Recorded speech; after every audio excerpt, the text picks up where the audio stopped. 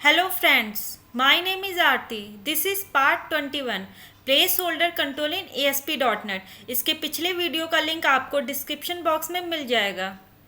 Place holder control is use to reserve space for controls added by code. Placeholder control का use हम तब करते हैं अगर आपको रन टाइम पे कोई कंट्रोल आपको वेब पेज पे ऐड कराना हो। इट मीन्स अगर आपको डायनेमिकली कोई भी कंट्रोल ऐड कराना हो अपने वेब पेज पे तो हम किसके थ्रू करेंगे? प्लेस होल्डर कंट्रोल के थ्रू करेंगे।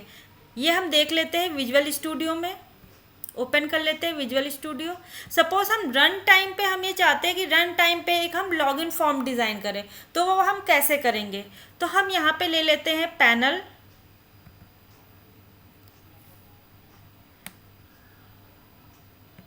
पैनल के अंदर हम ले लेते हैं टेबल, इंसर्ट करा लेते हैं।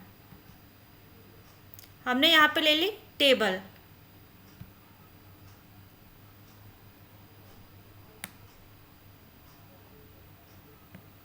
अब सपोज हम ये चाहते हैं यहाँ पे आपका क्या लिख के है, ईमेल आईडी, यहाँ पे पासवर्ड, यहाँ पे आपके दो टेक्स्ट बॉक्स आने चाहिए ईमेल आईडी पासवर्ड के लिए। एक हमारे पास क्या होनी चाहिए, यहाँ पे बटन होनी चाहिए। तो एक हम प्लेस होल्डर कंट्रोल ले लेते हैं, यहाँ पे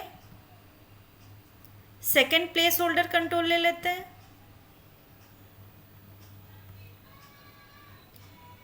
एक हम प्लेस होल्डर यहाँ ले लेते हैं और एक प्लेस होल्डर कंट्रोल हम यहाँ पे ले लेते हैं, और एक प्लेस होल्डर कंट्रोल ले लेते हैं हम किसके थ्रू, कि किसके लिए, बटन के लिए ले लेते हैं।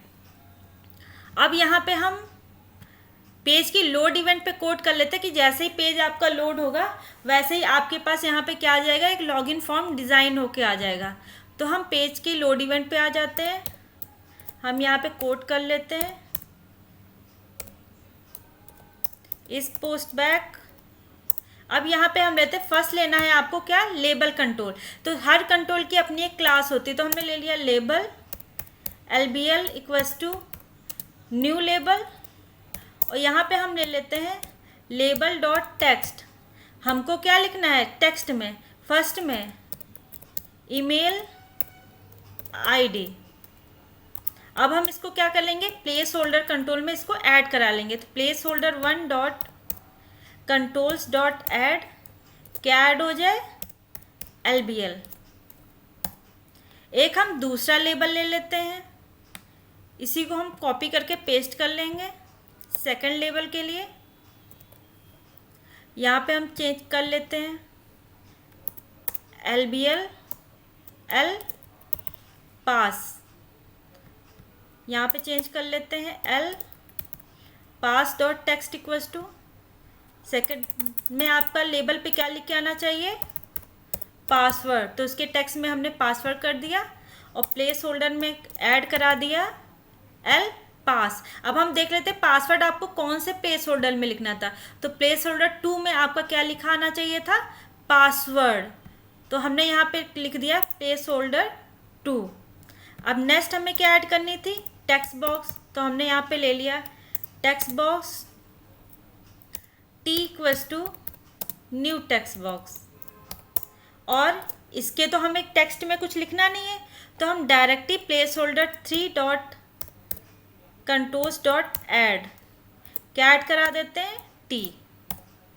एक दूसरा टेक्स्ट बॉक्स ऐड करा लेते हैं किसके लिए, पास के लिए। तो हमने लिया T1 equals to new text box और placeholder 4 dot controls dot add, क्या ऐड होना चाहिए, T1। ये आपका हो गया दो टेक्स्ट बॉक्स, एक ईमेल आईडी के लिए, एक पासवर्ड के लिए। अब हमें क्या ऐड करनी थी, एक बटन, जहाँ पे आपका क्या लिख के आना चाहिए, ओके या सबमिट।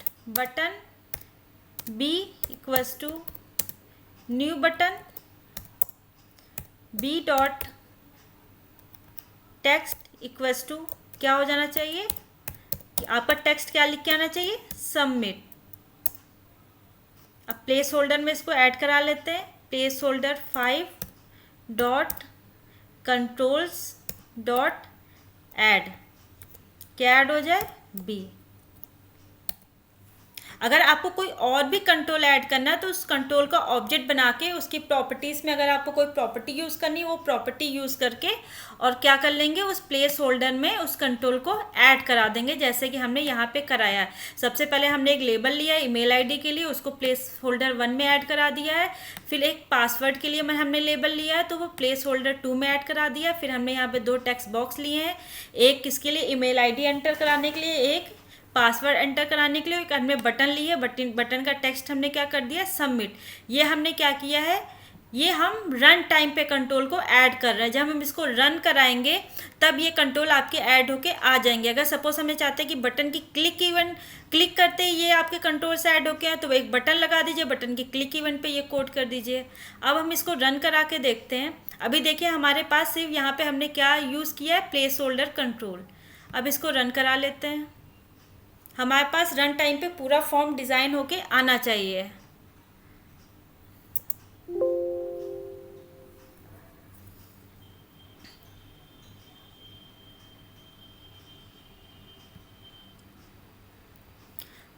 मतलब प्लेस होल्डर कंट्रोल का यूज़ बस इतना होता है, अगर आपको रन टाइम पे कोई कंट्रोल्स को ऐड कराना है रन टाइम पे तो आप किसके थ्रू कराएंगे, प्लेस होल्डर कंट्रोल के थ्रू कराएंगे। ये देखिए आपके पास ईमेल आईडी आ रहा है, यहाँ पे ये आपके पास रन टाइम पे टेक्स्ट बॉक्स, पासवर्ड, ये टेक्स्ट बॉक्स आ रहा है। ये मैंने एक बटन ली थी, उस पर क्या लिखा था, हमने सबमिट लिखा था, ये आपका सबमिट आ रहा है। अगर सपोज हम ये चाहते हैं कि हम अभी तो हमारा पेज लोड हो रहा है तो आपके सामने ये आपके रन टाइम पे कंट्रोल ऐड होके आ रहे हैं।